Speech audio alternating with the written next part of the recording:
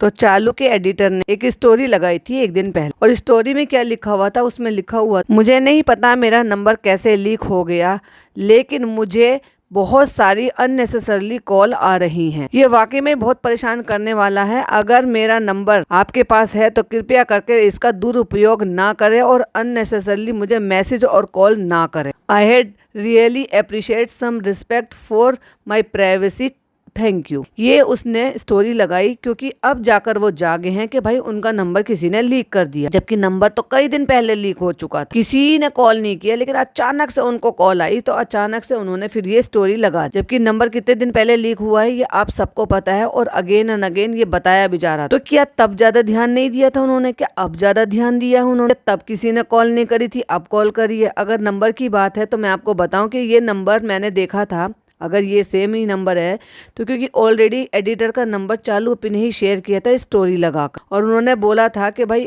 कोई भी किसी भी चीज़ की तरह की क्वेरी हो तो आप कांटेक्ट कर लेना, और उसमें मेल आईडी भी थी इसकी, इसका नाम भी था, इसका नंबर भी था, और ये बोला था कि इससे आप कांटेक्ट कर लेना। वो जबकि बात है जब चालू अपनी प्रेग्नेंट थी और उन्होंने सारे काम इंस्टाग्राम के लिए उन्होंने वो उसके ऊपर छोड़ दिए थे, तो वो नंबर डेफिनेटली वहाँ से मिला होगा मे बी, या फिर रेस्टोरेंट में ये अक्सर रहता है तो वहाँ से नंबर इसने किसी को दिया होगा, क्योंकि ये रेस्टोरेंट संभालता है। जब जब ये घर में गायब रहता है तो समझो भाई साहब ये रेस्टोरेंट संभालता है, वहाँ पे मैनेजर, यहाँ पे एडिटर और घर में हाउस हेल्प, ये सारे काम करता है भाई साहब। ये ड्रीम जॉब कर रहा है लड़का। खैर अब जाकर ये जागे हैं तो उन्होंने स्टोरी लगाई, तो ये नंबर और जॉन भाई का नंबर, ऑफ कोर्स जॉन भाई का नंबर भी कहाँ से मिला है, क्योंकि वो रेस्टोरेंट रन करते हैं। ऑफ कोर्स उनको अपने रेस्टोरेंट के लिए ऑर्डर लेने के लिए, इन सब चीज़ के लिए एक नंबर की जरूरत होगी, जो नंबर अवेलेबल होगा उनकी वेबसाइट पे, क्योंकि अक्सर काउंटर पर वही होते हैं वहाँ पर। कहने को 3 पार्टनर, लेकिन एक तो वहाँ पर रहते नहीं है और दूसरा यहाँ मुंबई में पड़ा रहता है, तो तीसरा जब वहाँ रहेगा तो ऑफकोर्स वो अपना ही नंबर डाल के रखेगा। तो नंबर जो गए हैं ये ऐसे गए हैं, और इनके लिए कोई बहुत बड़ी रॉकेट साइंस नहीं है और कोई ऐसी दिक्कत वाली बात भी नहीं है। लेकिन अब आ जाते हैं स्टोरी लगाने। तो ये जो स्टोरी लगाई गई है इस पे चालू अपी का तो मुझे कोई भी रिएक्ट नजर नहीं आया, कि चालू अपी ने तो अभी स्टोरी लगाई है कि भाई मैं काम नहीं कर पा रही हूँ, मुझे थोड़ा सा टाइम लगेगा, आप मुझे थोड़ा सा वक्त दे दो, फिर मैं आपका सारा काम कर दूंगी। सारा काम मतलब जो प्रमोशंस आते हैं उसमें पहनना है, दिखाना है, ये जो भी कुछ है उसकी स्टोरी लगानी है। तो बेचारी चालू अपनी तो तड़प रही है, तल पापड़ हो रही है कि कैसे भी करके मैं कंटेंट डालूं, लेकिन भाई साहब वो कंटेंट नहीं लेने दे रहे। कंटेंट की ये बात है कि खुद कंटेंट बना रहे हैं। फर्स्ट ऑफ ऑल तो ऐसे में बनाना नहीं चाहिए था उनको, इतने भी कोई प्रॉब्लम नहीं है। वैसे भी 15-15 दिन के लिए गायब हो जाते थे, 3-3 हफ्ते के लिए गायब हो जाते थे। लोग कहते रहते थे व्लॉग क्यों नहीं आ रहे, व्लॉग क्यों नहीं आ रहे। तो मैं आलस मोड में चला गया, आलस जोन में चला गया, फलाने में चला गया, ढिमाके में चला गया, अब मैं रेगुलर बनाऊंगा। तो 15-15 दिन के लिए तो वैसे भी गायब हो जाते थे, तो इसमें कौन सी बड़ी बात है। अगर 1-2 दिन नहीं भी डालते, अगर तुम्हारे पापा इतने क्रिटिकल कंडीशन में थे कि उनको डॉक्टर ने अभी तक कुछ बताया भी नहीं था कि आगे चल के हम क्या प्रोसीजर करेंगे क्या नहीं करेंगे, तो इसका मतलब कंडीशन जो थी वो क्रिटिकल ही बनी हुई थी। ऐसे में इनको अपडेट देने के लिए ये सूझी कि चलो हम वीडियो बना देते हैं। खैर पुराना किस्सा है, अभी तो कंडीशन स्टेबल हो गई है।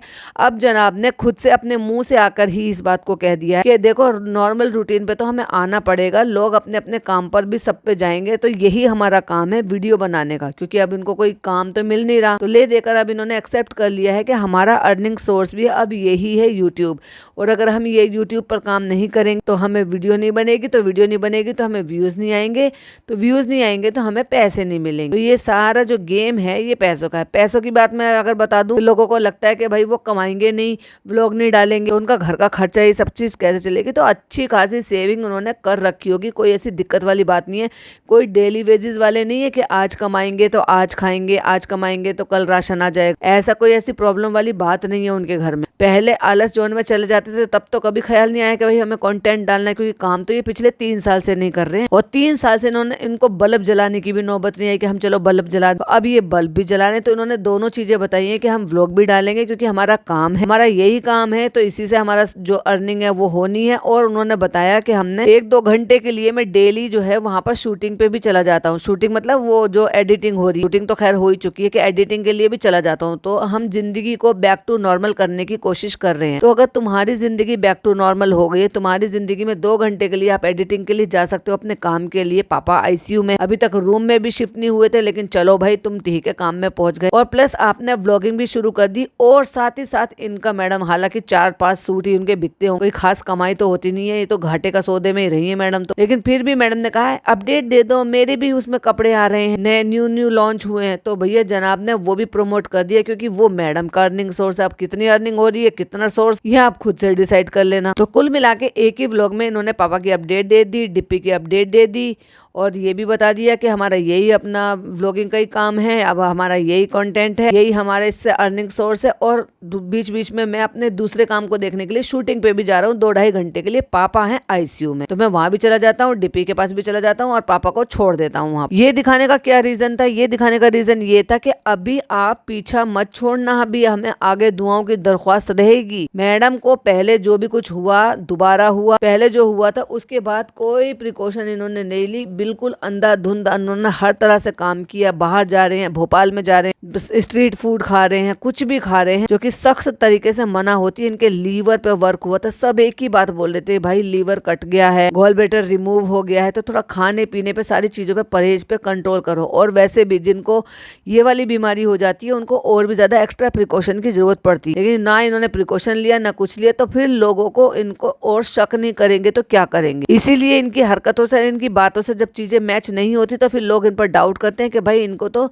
ये प्रॉब्लम है झूठ बोलने की, यानी कि ये जो बीमारी है ये कोई इतनी सीरियस नहीं है जिन चीजों को ये खुद सीरियस नहीं लेते। अब सीरियस नहीं है तो फिर ये कैसे पता है? इनको आपस में, इनमें बॉन्डिंग भी नहीं है, इनमें आपस में बातचीत भी नहीं होती। दोनों का कंटेंट साथ में आया था, चालू का भी साथ में आया था और जनाब का भी साथ में आया था। मेरे ख्याल से 20 या 25 मिनट का फर्क होगा दोनों में, मगर रिकॉर्ड तो वो एक दिन पहले किया होगा। अगर वो एक दिन पहले रिकॉर्ड किया था तो क्या इन्होंने नहीं बताया होगा? जीजा सालों में बात नहीं होती है, भाई बहन में बात नहीं होती है कि भाई अब तुम्हारे फादर इन लॉ की क्या हालत है और डॉक्टर ने क्या बताया है। मतलब बिना जानकारी के इन्होंने भी आकर झूठ बोल दिया है, क्योंकि फनी जो है अब आ गया, सॉरी उसके पापा जो है वो डिस्चार्ज हो गए, वो अल्हम्दुलिल्लाह ठीक है, और उनको ऐसे ऐसे ये हुआ था। मतलब तुम बता तो रहे हो, लेकिन तुम पहले पूछ तो लो कि डॉक्टर ने एक्चुअली क्या बताया। ये बता रहे हैं, गलत इन्फॉर्मेशन दे रहे हैं कि उनको ब्रेन स्ट्रोक होया है। कि फनी ने साफ साफ क्लियर इस बात को बोल दिया है कि हमने पापा की सिटी स्कैन करा ली है, हमने सारे टेस्ट करा लिए हैं, इको 2D करा ली है, सारे टेस्ट करा लिए हैं, सारे टेस्ट जो है वो सब सही है, कोई प्रॉब्लम नहीं है। भाई सिटी स्कैन में तुम्हें प्रॉब्लम क्यों नहीं हो सकती? क्योंकि अगर आप कह रहे हो कि ब्रेन स्ट्रोक आया है तो उसमें क्लोटिंग दिखाई देती है। मैंने करीब से, बहुत पास से मेरी बहन को देखा था उस टाइम पे, जब हम वहाँ हॉस्पिटल लेकर पहुंचे तो वहाँ पे उसका सिटी स्कैन हुआ, MRI हुआ, तो जो भी रिपोर्ट थी वो हमें देखने को मिली थी और उसमें चीजें निकल कर आई। उसको जो हुआ था उसको फेस पर हुआ था, यानी कि उसकी जबान पे, फेस पे भी नहीं बोल सकते, उसको जबान बोल सकते हैं, और थोड़ा सा फेस पे इफेक्ट, जो कि 1-2 घंटे में वो ठीक हो गया था, बट जबान पर था, तो उसकी वजह से उसको कम से कम 1.5 महीना लगा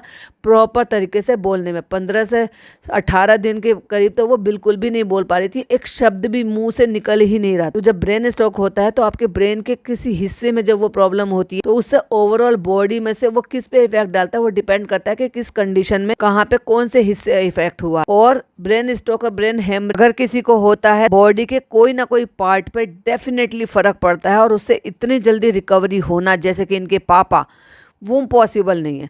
भैया पापा की बात सुन लो, जब ये वहां पे पहुंचे हैं फ्लाइट लैंड करके, भाई साहब जनाब भी मुंह से निकलता है, जनाब के साले, हाँ जनाब के साले नहीं है, जनाब के जीजा। तो जनाब के जीजा जब वहां से निकले हैं और अपने पापा के कमरे में पहुंचे हैं तो पेशेंट मोबाइल चला रहा है, भाई मोबाइल चलाकर गेम खेल रहा है। पापा तो मान ही नहीं रहे, पापा थोड़ी है 5 साल का बच्चा है कि फैल जाएगा, नहीं नहीं मैं तो गेम खेलूंगा।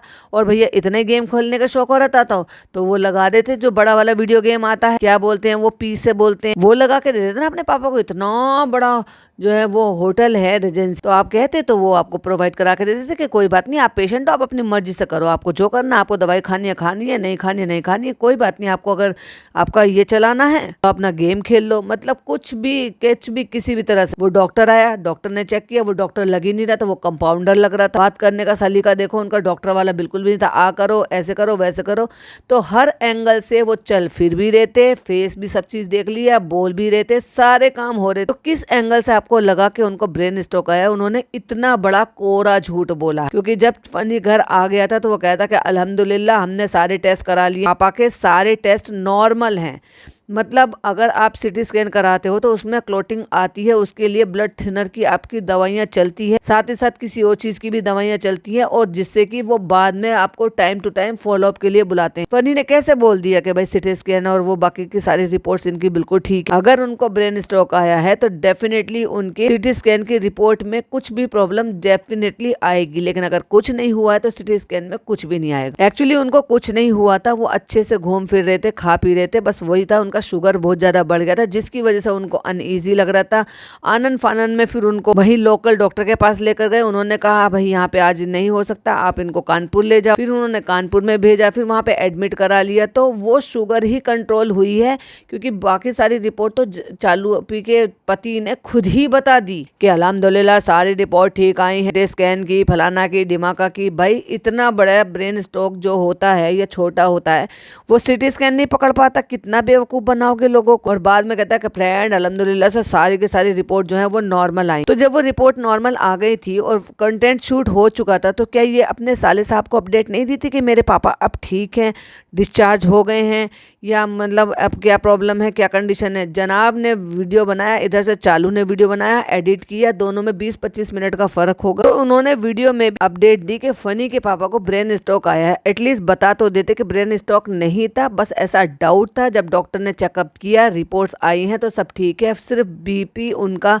हाई था और शुगर उनका 380 पहुंच गया था, जिसके लिए उनको हॉस्पिटलाइज कराया है। लोगों से दुआ मंगवाते रहते, लेकिन लोगों को सच नहीं बताते। तो वो वहां पर अपडेट दे रहे थे। अपडेट देते देते उन्होंने बताया कि व्लॉगिंग है, हम व्लॉगिंग करेंगे, ये हमारा काम है, हम 2 घंटे के लिए वहां पर भी जा रहे हैं। तो पीछे से मैडम ने बोला कि प्लीज प्लीज प्लीज मेरी लेबल DKI की भी अपडेट दे दो। अब देखो जनाब ने कहा कि भाई हमारा काम है, हमें करना है, जिंदगी जो है वो बैक टू नॉर्मल हो रही है, इसलिए अब तो हमें काम करना पड़ेगा। 2 घंटे के लिए मैं पापा को छोड़ के ICU में, और मैं जो है उसके लिए एडिटिंग के लिए चला जाता है, एडिटिंग करा रहे हैं, ठीक है, जो अपना शूटिंग वूटिंग का काम है वो भी कर रहे हैं, प्लस वहां से छोड़ छोड़ के अपनी बीवी की यहाँ के लिए भी आ जा रहे हैं। जब सारे काम आप कर रहे हो और बैक टू नॉर्मल दिखाने की कोशिश कर रहे हो, तो अपनी बहन को भी इजाजत दे दो भाई कि तू भी अपना काम कर ले। बेचारी को स्टोरी लगानी पड़ रही थी, हम बहुत ही जल्दी आपके काम खत्म कर देंगे, क्योंकि वो जो ना, अब तो इतनी तो जनता को भी समझ होनी चाहिए जिन्होंने भी प्रमोशन के लिए भेजे कि भाई इनके घर की जो कंडीशन है वो भी ठीक नहीं है, हम तो सब्र कर लें। लेकिन वो खुद ही कंटेंट डालने के लिए तड़ पापड़ हो रही है भाई। वो स्टोरी लगा के कह देती कि हम बहुत जल्दी आपकी स्टोरी ये सब कुछ लगाएंगे,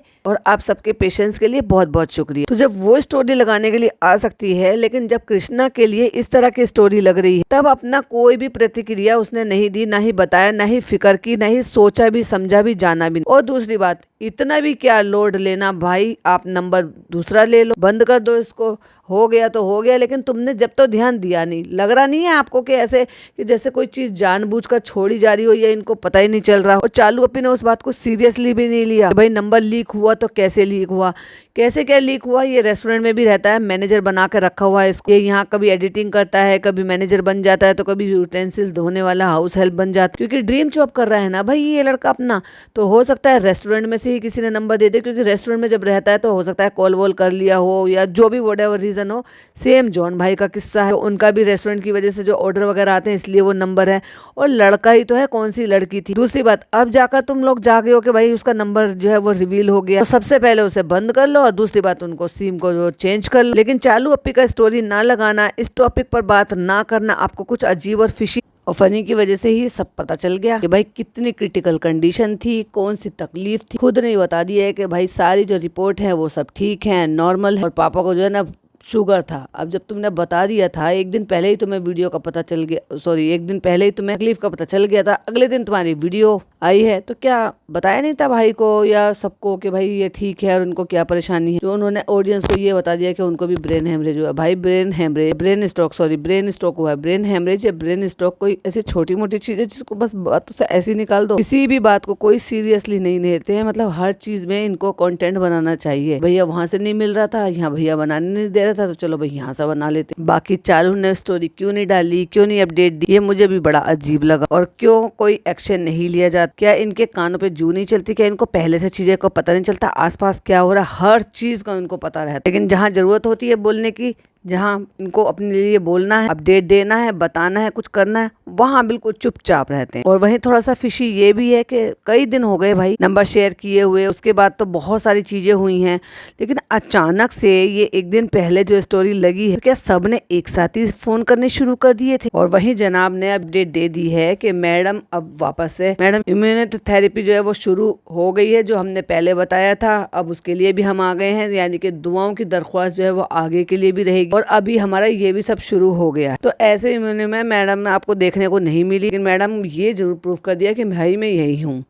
बाकी दुआओं की दरख्वास्त जो है वो बनाए रखिएगा, क्योंकि मैडम की इम्यूनिटी थेरेपी शुरू हो गई है। तो इसलिए मैंने मैडम की और अपने पापा की और फनी के पापा की अपडेट भी मैंने खुद ही दे दी। फनी के पापा की तो बल्कि पता भी नहीं थी। और आधी अधूरी जो तकलीफ इतना कोई नाम भी ना लेना चाहे, उसको भी मैं बड़े आराम से बोल दूंगा। पता नहीं कैसे लोग हैं यार ये, क्योंकि जब आपके ब्रेन में क्लोटिंग होती है, कोई भी ऐसे प्रॉब्लम होती है, तो वो सिटी स्कैन में आ जाता है। और फनी ने खुद ही पोल खोलकर सारी चीजें बता दी कि सब ठीक है, माशाल्लाह, रिपोर्ट जो है सब बढ़िया है, बस उनको शुगर बढ़ा हुआ था। तो अपनी ऑडियंस को सच ही बताना चाहिए था, झूठ क्यों बता। और वो तो सीरियसनेस तभी समझ में आ गई थी जब ये वहां से भागा नहीं था। वरना कोई भी बेटा होगा सबसे पहले ये सोचेगा कि हम भाग कर पहले अपने पापा के पास जाए। इसलिए जब इन्होंने पहले वीडियो डाला और इन्होंने सारी अपडेट देने के लिए कि उन्होंने जरूरी ये नहीं समझा कि हम पहले पापा के पास चले जाएं, अपडेट देने के लिए वीडियो हम बना लें, तो कंडीशन की सीरियसनेस तभी समझ में आ गई थी कि ये अब सिर्फ और सिर्फ मौके का फायदा उठा रहे हैं। ये चीज जनाब ने भी क्लियर नहीं की, जबकि उनको ये बात तो पता हो जानी चाहिए। उनको बताना चाहिए था कि नहीं वो पहले ऐसा था, लेकिन बाद में फिर पता चला कि सब ठीक है और वो नॉर्मल है और चले गए। क्योंकि ये सबको पता है कि ब्रेन स्ट्रोक वाले पेशेंट इतनी जल्दी ठीक नहीं हो जाते, उनकी बॉडी पर असर रह जाता। खैर, ये आपने हिसाब से जब इनको सही लगता है तो ये अपडेट दे देते हैं, ये बता देते हैं कि मैडम की भी शुरू हो गई है, आगे भी दुआ बरकरार रखना। हमारा जो है वो फोन नंबर लीक हो गया है, तो उसके लिए भी हम बहुत दिनों बाद अपडेट करेंगे कि प्लीज हमें कॉल मत करना। अरे भाई, एक नंबर ही तो था, दूसरा नंबर ले लिया हो। और इन सब में चालू अपी क्यों चुप बैठी हुई है, उसने कोई क्यों किसी चीज के लिए नहीं बोला, जबकि स्टोरी लगाने का तो उसके पास टाइम था, उसने स्टोरी लगाई थी। जब चालू अपी